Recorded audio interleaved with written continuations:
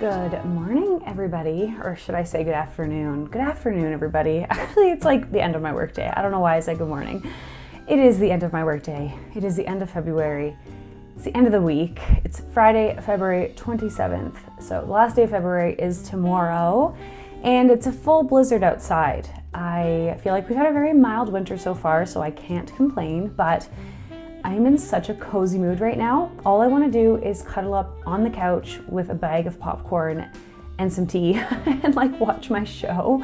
I'm just not in the mood. I mean, I worked today. I started the day pretty early at like 5:30 and did all of my monthly accounting. So I'm excited to share that with you today. And then have just been working on some social media stuff, prepping some videos as we head into a new month. And then obviously my full-time job all day. So coming to the end of my work week and the end of February, the second month of 2026. Wow, can you believe it? We're also almost at the end of a first quarter, which next month will be my third reset video. So this is my second one. But end of March will be my third reset video for the year. And then I'm also going to be sharing with you kind of a recap on Q1, which is crazy. If you're new to this channel, my name is Cornelia. I am a Canadian creator. Honestly, I love just making lifestyle content, but the bulk of my content is based on building your dream life, living the life of a creative entrepreneur, and doing so with balance. So I love to connect with all the people out there who are maybe building a business, scaling an idea. Maybe you're a creative entrepreneur, maybe you're an artist, or maybe you're just somebody who likes to live life to the fullest. I love connecting with life enthusiasts, I like to say. I'm somebody who has created content now on YouTube for almost 6 years, on and off, but a lot of lifestyle, travel, adventure content, but very much now more so focused on the life of an entrepreneur. I am somebody who runs a small candle business here in Canada. I'm a content creator, I'm an actor, and I'm a full-time producer at a production company. So I do a lot of different things, and I do believe that you can build your dream life and do it with balance. So that is what this channel is about. If you're interested in that type of content, I would love to have you along for the journey. So in today's video, I'm really excited because this was a new series I started in January. It's my monthly recap and reset videos, really just a chatty vlog to kind of check in with you guys at the end of a month. I love these style of YouTube videos, and then I was like, well, I'm gonna do these on my YouTube channel because I love watching them, and so I thought it'd be fun to share with my community kind of what I get up to in a month and share goals, share progress. So in these videos, I do a recap on my monthly personal spending, which I'm really interested in financial recaps from people. And so I was like, I'm gonna start doing this too. Like, it's a little uncomfortable, but I appreciate the transparency, especially as somebody who has to juggle multiple jobs. I find it very fascinating how much people make and how much they spend on things. And I've always been a big advocate for really understanding your finances. So I share my personal breakdown in these videos, but then if you're interested in more of the business side of things, in my short form content, I do share a monthly business finances recap on both my Instagram, TikTok, and my shorts. So stay tuned for that this week as well. But every month from me, you can expect a personal breakdown. So I love to review that. I love to go over what I'm reading this month, habits and goals that I'm tracking, along with, TV shows and just what I'm loving in my routine every month. So that's what you can expect from these videos. They're very chatty vlog style, but if you like that type of content, you've come to the right place. So let's not waste any time and dive into this week's video. First things first, I want to talk about what I'm reading this month. This is the second book that I've started this year. It is called Just for the Summer by Abby Jimenez. So if you watched my January roundup video, I was reading a book for my book club that I had started in the fall of 2025. I'm a slow reader if you're new to this channel. So finished that book. I really enjoyed it. Super fun. It was a Reese Witherspoon's book club pick. And so I went to Mexico with a book at the end of January, and I brought a new book that my friend gave me, but I realized it was a sequel to a book that I had not yet read. And so I was like, oh wait, I gotta read the first one. I don't think I realized it when I packed it. So I went to the local library shelf at the resort, and crazy enough, they had this book on the shelf, which I think was just put there that day because my aunt-in-law was like, oh, I didn't see that one yesterday. So it's like it was placed there for me because I feel like this is such a me book. I love it. It is so fun.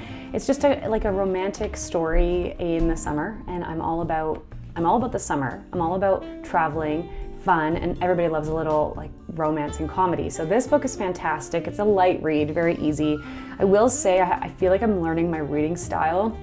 There's some books that take me a really long time to get into, even though they're very well written and I appreciate them, but it's just such a slow read. A book like this, or a book like People We Meet on Vacation by Emily Henry, like these types of books I can actually get through quite fast for me. They're just fun and playful. So I'm reading this book, I'm almost done. So I'm trying to get this finished in the next like week or so, and then I will be on to a third book, which is kind of exciting because I'll get to share 3 books with you guys over the first quarter of the year, which is a personal record for me when it comes to this type of reading. Anyway, so that's what I'm reading. In terms of shows, I'm obsessed with the show Younger right now. Oh my God. Like, I can't tell you how much I love it. It's a show that came out in 2021 with Hilary Duff and Sutton Foster, and I didn't know it existed. Like, it was released 5 years ago, and I had never heard of it until I think early January. I was scrolling through Netflix and it popped up as a suggestion. The first season was a bit of a slow start. I was kind of like, oh, this is really hokey, but it's fun, it's light. But as I've gone through the seasons, I think I'm on season 4 now, I'm addicted to it. It is so well done. It is I find it hilarious. It's a very playful, girly comedy. And I don't know, I just love that kind of TV, especially because it's based in New York. It's about these young girls that work in publishing, you know, working towards their dream career, but also just going through the trials and tribulations of, you know, work life. You know, one of the girls is an assistant to like a very demanding boss, and there's love triangles, and it's just fun and really interesting. So I also am such a sucker for anything in New York City. So I love it. I'm every night before bed I'm binging it, and I'm staying up later than I normally do because I'm just so in love with it. So that's like my favorite show right now. My boyfriend and I were also watching Night of the Seven Kingdoms, which is I don't know if it's like a spin-off, but it's part of the Game of Thrones world, which I watched Game of Thrones like 5 years after everybody else did, but I was also obsessed with it. And it's not the type of show that I would have sat down and watched by myself, but my boyfriend was like, you have to watch this. And he was right. It was such a good show. Like, from a filmmaking perspective and from a story and an acting perspective, oh my God, so great. And it's funny because I'll be like, yeah, have you guys seen Game of Thrones? It's amazing. People are like, Cornelia, that was a thing like 5 years ago. But so Night of the Seven Kingdoms is like part of that world. It's based on a book, and so that is also very well done. So we just finished that series. So those are 2 shows that I am watching right now. I also will say I did dabble in Canada Shore. Not my type of show, but it was entertaining and kind of cool to see that it's filmed in BC. And like funny for sure. So if you like reality TV, I would say give that one a try. Okay, now I'm going to dive into the juicy part of this video, my financial breakdown. So if I'm looking at February, I have shared with you guys my budget template before. I use the Plenty Yearly Budget Advanced 2.0 version. If you want to pick one up for yourself, you can get a really great deal through my link below, and it's an amazing tracker. I use it for both personal and financial and business financial purposes. I can't talk today. So if you're looking for a really solid financial tracker, I would pick this one up, and it's at a great price, and I use it every year. So let's dive right in. I will first go over my needs section.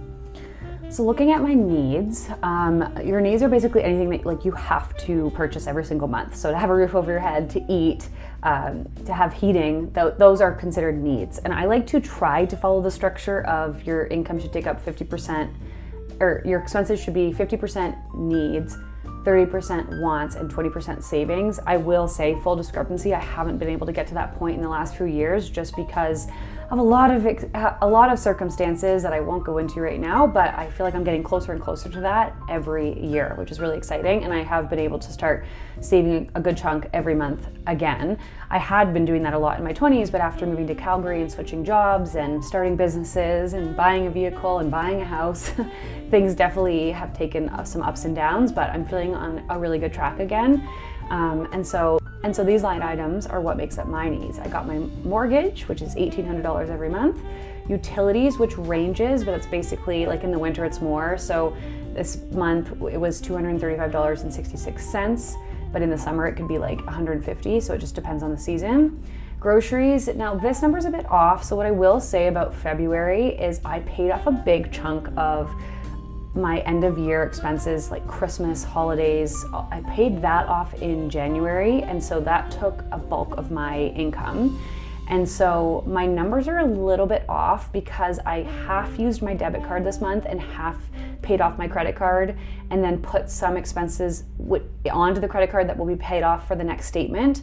So they're not exact in real time, if that makes sense. So my groceries, like, this is extremely low number, but I think honestly because I wasn't home a lot in February, I was house sitting, and when I house sit, I'm often eating out or not eating as much. And so I also was in Mexico for the first little bit. It was also my birthday, so we were eating out more. So like the groceries is like not necessarily realistic, but I only spent $96.91 in groceries, $22.95 in bank fees. So I was slightly over budget there, I think, because I used some of my overdraft protection, which added on a little bit more money. And then interest on debt was only $104.38, so it went down than what I was expecting. And then in terms of my wants category, so that is, dining out, coffee shops, anything that's kind of additional. So these numbers are slightly off when I'm looking at them now. I'm like, well, I feel like I spent a little bit more, but that'll be on the next statement. So again, take it with a grain of salt. But I spent $28.64 at coffee shops, which is well under budget. I did have some gift certificates from Christmas, which helped, and I was out of the country for the first little bit of February, so that also helped. $184.46 spent on dining out, so more than my usual, but again, like I said, I was house sitting, so I do typically eat out when I'm alone. Didn't spend any money at the gas station because I put everything on my business account, which is a separate business transaction because I do use my vehicle a lot for work. I didn't actually have to spend personal gas money this month. No money on supplements. I had done a huge order in December, so I won't need supplements for a little while. No money on alcohol or drinks. I overspent in shopping, $472.92. So this was part of paying off some January spending. I did put in an Aritzia order on sale and a small Lululemon order for a new pair of leggings that were on sale and a new Align dress. No beauty supplies. Beauty and self-care is $0, just because in January I did absolutely no beauty and self-care. And then what I did get done before Mexico was I did a wax and I got my nails done, but that will be on March's spending because it'll come out on that statement. Fitness was $73.86 this month. And then adventure and activities is $86.25. I bought tickets to the Hilary Duff concert next year, so I had to pay my friend like a year in advance. Nothing on home decor. $33.26 on subscriptions, which is basically right on the mark. $7.61 in gifts. Now, I did buy gifts in February. I had my sister's birthday and a friend's birthday, but that is on next month's statement, so that'll be higher next month. Nothing on Uber and Transit. Travel, nothing. I did go to Mexico, but I basically am going to pay everything off on the next statement, so that'll be a higher number in March. Nothing on my cat, and then $38.84 miscellaneous, which I believe is just stickers for scrapbooking and some photos for scrapbooking because I made my boyfriend a Valentine's Day gift for our 5-year anniversary. And then if we look at savings, I was basically on the mark as I always am here. I put $100 into my TFSA investment account, $75 in my fun money emergency savings, $50 into my family long-term savings, $75 into my emergency fund, $50 into my RRSP, and $100 into my TFSA. I have like a multiple savings account, so it accumulates to $450. And then I did pay off $1,203.70 from the holidays. So that was like a big chunk of money that I wasn't really expecting, but just with gifts and Christmas dinner and all the things. So I paid that off early February, and then $152.50 on a personal loan. So my total spending expenses was $4,991.94. So yeah, that was my personal spending for the month. I apologize that it's a bit wonky just because of the way my credit card statements come out, but once I've officially caught up on everything, I will be using mostly just my debit card and paying it off every week, which will be a little bit more accurate. I just find the first little bit of the year, it's a lot of playing catch up from the holidays and just kind of getting things back on track. So that is the honest breakdown. Okay, now on to my habit tracking. I'm still doing the 75 soft. I think I said in my last, I did a 75 soft update video 2 weeks ago where I was just like, I feel like I'm just living my normal life. I'm trying to stay in my routine as best as possible, and I'm trying to approach everything with balance. So I don't really feel like I'm still in this like challenge, but it's cool to track the habits and kind of see where I have areas to improve, and like what I'm thriving in. And I definitely feel good about my life right now. Like I was traveling a lot, moving around a lot through January and February because I was house sitting. So I was moving around a lot in January and February. So I will say the routines have been up and down because I was house sitting for almost a week in January, and then I was in Mexico for 10 days, and then when I came back, I was home for a little bit, but then I went back to house sitting for another week. So like in total, I was away from my routine, out of my home for 3 to 3.5 weeks in the last 2 months. So that's like almost half. Like that's like 40% of the time I was not home and not in my routine. So I've definitely been learning to navigate like how I approach routine and how I approach structure when I'm on the go. But this is nothing new for me. I'm often on the go and not home. So it's not like it's like a foreign concept, but I'm always just trying to learn how to improve my systems when I am on the go. And this year I have so many trips planned. So I wanna make sure I'm like on top of my sleep, my supplements, eating well, not drinking too much, exercising, just so that I feel my best all year long. So this tracker is definitely helpful for that. It's also the Plenty Habit Tracker. If you wanna get one yourself, check out the link below. I'm an affiliate. I really love their products. So my first habit that I've been tracking is reading 5 times a week. So I achieved this 18 out of 20 times in February, so 90% of the time. It was great because when I was in Mexico, I was enjoying reading. Obviously, being on an airplane, I was reading, and I am trying to prioritize reading before bed about 5 days a week. So yeah, 90% there, which is great. Walking daily has also been awesome. It says here that I've hit it 21 days out of 28, so 75% of the time. I've really just missed one day at the beginning of the month, and then there was like 2 days in the middle of the month, 2 to 3 days in the middle of the month, and then this week it was freezing, so I did miss like a couple days. But 21 walks. As far as I'm aware, I will double check my agenda because I do write everything exercise in my Hemlock and Oak agenda, but it looks like, yeah, I got out for 21 walks out of 21 days, which is like pretty solid, especially with it being winter. In the summer, it's like all the time, but yeah, when it's -30, you're not really in the mood to walk. And sometimes I find when I go into the office, it's really difficult because our office is not in a walkable location, so I'm stuck inside all day. And then by the time I get home, it's dinner, and then either like family stuff going on, or I'm just exhausted, or it's dark and it's cold. So not to make excuses, but I do find when I go into the office, it makes it a little bit more challenging. So I have to be intentional about those walks. And then giving gratitude, my morning journaling routine. This one definitely slipped. I only hit it 55% of the time. I did 11 out of 20. So for me, that's like opening up my agenda in the morning and just kind of looking at what needs to get done, or giving gratitude, or listening to a meditation practice. I don't do it as often as I should, but I feel like 55% of the time is pretty solid. And I know that's an area I can improve. My magic water is the aminos, creatine, and electrolytes. So I try to do that 5 days a week, but I did have 28 days as a goal, and I actually hit it 27 out of 28 days. So I'm basically drinking it every single day because I genuinely enjoy it.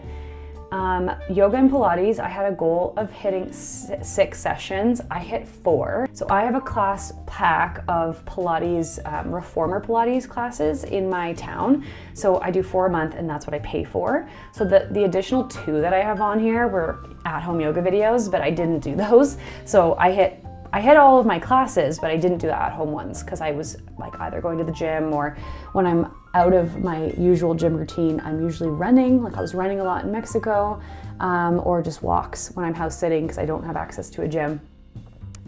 The next one is closing my movement ring 6 times a week. So if you do the math of 6 days a week for the month of February, it equals 24 days. So I actually hit this basically right on the mark. It says I hit it 23 days in February. So I fell short by 1, which is great. I'm closing my movement ring 6 days a week.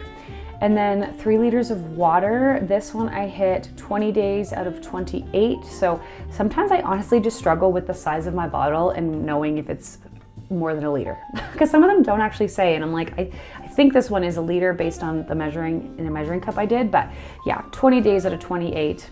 I'll take that as a win. It's 70% of the time.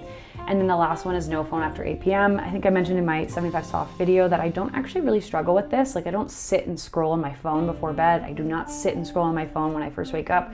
Sometimes, yes, of course, I'll go into a little bit of a wormhole with social media, but overall, if I'm on my phone in the morning or at night, I'm just answering my friends. So I'm not too worried about that. So 23 out of 28 days, so 82% hit on that one. So those are my daily habits. I will say about the daily habits, I'm enjoying it, but I kind of find it a burden to have to come on my computer and track this. Sometimes I forget for a few days and then I'm like, did I read on Wednesday? I don't remember. So I like doing it. I think I'll keep doing it for the sake of these videos, but I am not somebody who has the capacity sometimes to always be tracking habits. And I don't say that because I'm like lazy or I don't want to. It's just I have so much on my brain and so many things work-wise that I'm doing all the time that I feel like tracking the habits is kind of just something that like takes that extra bit of time. I mean, if I was on there every evening doing it before the end of work, maybe that's a better solution, just so I could be like, yep, okay, I did that today. I just find there are days that go by and I forget to track, and then I'm like, oh, I don't remember. So I have to go back and like look at my Apple Watch or my Oura Ring to remember what I did that day. But overall, I'm enjoying it. I didn't set any weekly goals this month, only because like I have my usual weekly routine. I have running to-do lists all the time. So like I know I want to post a YouTube video every week. I know I have to post 4 short form videos a week. I know I have blogs to write. I have work goals. You know what I mean? Like I have ongoing things that happen every week. So I really don't see a point in writing it down on this specific piece of paper. So I don't utilize that. But I did write down my monthly goals, and I was watching a video from a creator who like put the simplest things on her monthly goals. Cause at first I was like, am I just writing out my quarterly goals on here? Like I'm kind of confused by this. Cause I set monthly intentions every month, but I don't necessarily set like specific goals because they like my monthly intentions work up to my quarterly goals, if that makes sense. Anyways, so I was like, she was putting very like book an oil change or like finish cleaning out the kitchen. I was like, oh, you can just put like life things on there. So I did add some things. Personal goals, I wanted to book my oil change because I was overdue, and I wanted to sort my house insurance. So I did both of those things. I wanted to complete 4 Pilates classes. I did that. I wanted to pay off my Nashville trip, which I actually have to do. I'm gonna do that today. So I'm gonna pay off my Nashville trip because I'm going there in May, and I wanted to pay off my visa. I'm not quite there. I'm almost there. I only have $1,000 left to pay off. And that was literally, like I said, that was just from last month's spending. So it's not debt, it's just my previous month's statement that I am paying off. So I will pay that off in March. And then my career goals. I wanted to pitch to 15 brands on LinkedIn, which I did 15 pitches on Bento, which is the next goal, send 50 pitches on Bento. I have not yet gotten through my LinkedIn pitches. I have been doing more networking, so let's see if I can get 15 out before the end of the weekend. I did send 50 pitches on Bento. I did drop off candles at all my stores that I'm in, and I have posted 5 YouTube videos, so check, got those all done. And then that was that. My monthly reflection I haven't filled out yet, but I will do that in my Hemlock and Oak planner. I do that every month. Just overall, like feeling really good about the year. I have already hit a few of my goals, which is very exciting. If I open up my Notion template, I can look at my 2026 goals, and I do like to go back and look at these every month. But one of the goals was I wanted to go to an influencer event, and I just did that. In February, I went to an event with Cozy, which is a furniture store, which was really excited because they invited me to go. And it was awesome because it was their grand opening, so we got to make some content, and I was able to connect with their partnerships manager. I feel like I'm trying to do more networking and just stay on the top of people's minds, trying to tag more brands in my content. So I feel like 2026, I knew this year would be a good one because 2025 was, I'm calling it a building year. It was a good year. I, have a great job. My content is always moving forward. I got really clear on my goals, but it wasn't a year with any big shifts, but I was like, it was a building year. I worked really hard. So 2026 is when a lot of things are going to start to really pop off, and I'm starting to feel that already, and it's only the end of February, which is very exciting, and I'm super grateful. I mean, it's truly just shows you that like things take time, things take hard work. It's not going to happen overnight.